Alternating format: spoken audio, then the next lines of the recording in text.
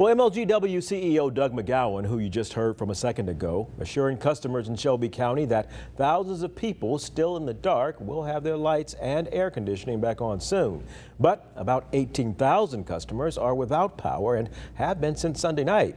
And now those folks are dealing with the city's first heat wave of the summer and that awful heat index, just waiting for that moment when one of the 117 crews working around the clock will turn their power back on.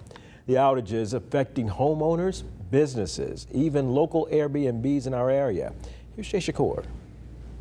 As MLGW heads into day 5 of restoration efforts, the time it's taking is tugging on the pockets of some business owners and their customers. No power, no patience. I mean, it's hot back home in Louisiana, but there's some different heat. Daquan Dennis and 4 others were staying in Bartlett in an Airbnb when Sunday's storms hit. The 2 guys that I work with are actually like chefs besides commercial painters.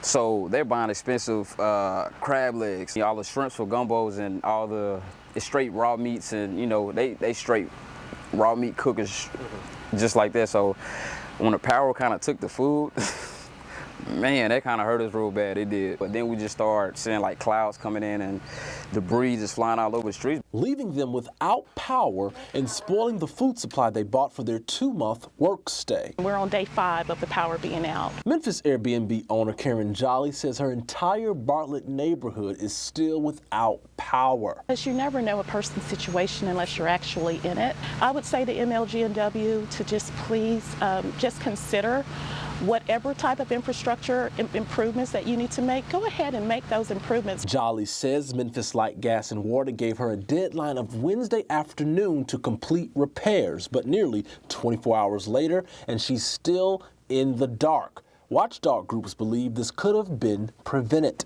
They said it themselves. 60% of their outages, more or less, are due to what the contractor did not do, which is why we are begging MLGW to bring tree trimming back in-house so there's better quality control. I've never experienced this slow of a response time. So right now they're benefiting because I believe, in my opinion, they're the monopoly.